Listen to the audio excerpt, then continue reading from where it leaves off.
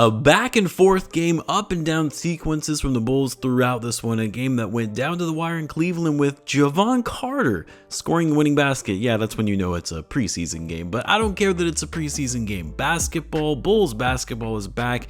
No more training camp scrimmages. We actually get to see this team live in an actual game. And while I don't place that much stock when it comes to the results of a win-or-loss preseason game, especially with multiple guys being out for both teams, starters are usually only getting between 15 to 20 minutes per game.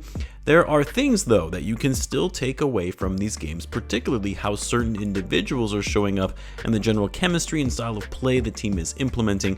And while it wasn't pretty at times, especially to start this game, there were some key takeaways, things that we can walk away from this game positively that are hopefully indicators on what we can expect for this upcoming season. So let's talk about it. So what's going on, everyone? You're listening to Bulls Central here. Hope you're all doing well. Now, let's be honest, the Bulls looked pretty bad to start this game, which probably not a good sign when your starting lineup looked absolutely lost against their starting lineup, meaning the Cavs. And yes, I know the Bulls were without Kobe White, who was likely going to miss most of this preseason with that calf strain, but the Cavs were also without Darius Garland and Max Strus. But yeah, right out of the gate, the Bulls were turning the ball over left and right. They were trying to play fast, but just didn't seem to be in lockstep with each other when it came to moving the ball around. They looked very lost on offense when it came to their transition play, and even in the half court when they were trying to run sets. And then on defense, I mean, it's the preseason, so how much defense can you really expect from these guys? But the Cavs were just having their way with them. That said, outside of that first quarter or so, where the Bulls just looked really rusty compared to the Cavs that looked much more polished with their flow on offense, outside of that quarter, and even though there were still sloppy moments throughout, I will say there was a noticeable difference in the level of physicality and effort from this team, even for a preseason game. Like, they had been hammering this in media day and in training camp. We saw it in camp, but we needed to see it in action if they were going to take this seriously when it came to actual games. And they did. They were fighting through screens, fighting for loose balls, attacking the basket without fear, trying to draw contact. Again, it wasn't always pretty, but the effort was there. And you guys know me, I care about that more than anything. Play like you care to be out there. Bulls got to shore up their turnovers, of course. I mean, 26 turnovers in total, even for the preseason, is atrocious. The Bulls had 9 turnovers in the first quarter alone, which is why that quarter was especially bad. A lot of them unforced turnovers as well. The 3-ball wasn't really falling, but hopefully that will be just an isolated thing, especially with no Kobe White in the lineup.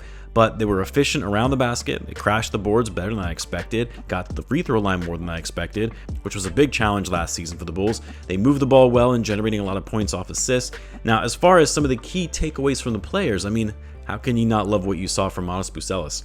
Again, got to add the preseason qualifier, a first preseason game qualifier at that.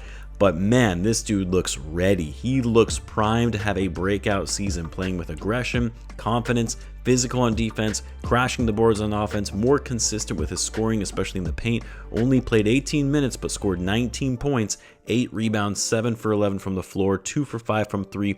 Got to the free throw line, which we needed to see more from him. I really hope this is just a glimpse of what we can expect from Modest going forward. I'll also call out Noah Senge as well. Didn't play until the second half, which, okay, would have liked to see him go in a little bit earlier. It is preseason after all, but his first preseason game, he actually looked better than expected. Again, I know it's against second and third string guys, but right out of the gate, he attacked some tight coverage for a drive to the basket, scoring over Larry Nance, and generally speaking, he just seemed pretty fearless for an 18-year-old kid who you would expect to have some jitters to start his NBA career.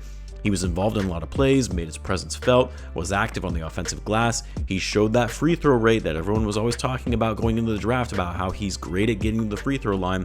8 points, 5 rebounds, and a plus 12 on the night. I liked what I saw from the young rookie. Isaac Okoro looked nice. He was solid, especially on the defensive end, but also active on offense. A lot of turnovers, though. A lot of turnovers for Isaac Okoro, 5 in total. But both him and Ayo really set the tone in that second quarter to bring the Bulls back into this game, which, by the way, Ayo looked great coming off that shoulder injury. Was attacking, getting downhill, made some nice defensive stops, 12 points, 5 for 6, hit a couple threes as well. Ayo taking a jump would be a huge come up for the Bulls in this upcoming season. Well, could complicate things for the Bulls from a contract extension perspective, but we'll worry about that next summer. I would love to see Ayo be a key contributing piece for this team. Oh, and Tre Jones, another player coming back from an injury. Bulls signed him to that extension this summer on a very team-friendly deal. The thing I loved about Tre Jones is his IQ. He's small, limited defensively, but he creates impact. He creates an impact. He makes winning plays and has excellent decision making. Came into the second quarter, I believe he was the first reserve off the bench, and right away started turning things around. 10 points for Trey Jones, 4 for 5 from the floor, 4 steals, and a plus 16 when he was on, which was a team high. Patrick Williams.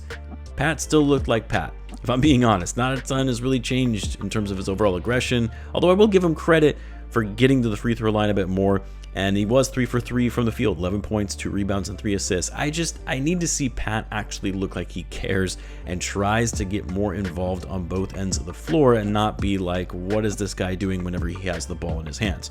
Not the best game from Josh Giddey, again, preseason, but he definitely looked a bit more rusty than others. Had some nice passes, I mean, that's what he's great at, but struggled to finish, didn't play especially well off the ball, a few sloppy turnovers. Again, I'm not going to read too much into it and chalk it up to a first preseason game. If I was Billy Donovan, I would have had him play a little bit in the second half like he did with the rest of the starters to try and get his rhythm going a bit because it just wasn't there. Anyway, we got to see Yuki minutes. We got some Javon Carter minutes. Javon Carter, like I said, ended up hitting that driving layup, the go-ahead bucket that would eventually be the game winner.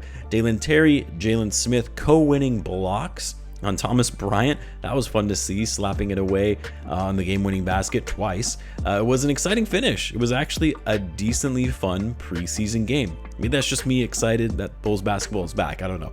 We've still got a couple weeks away from the regular season. The Bulls will now take on the Cavs again on Thursday, this time for their first preseason home game in Chicago. Let me know what you guys thought of the game and what were some of your big takeaways. Let me know in the comments. As always, be sure to subscribe, and I will see you in the next one.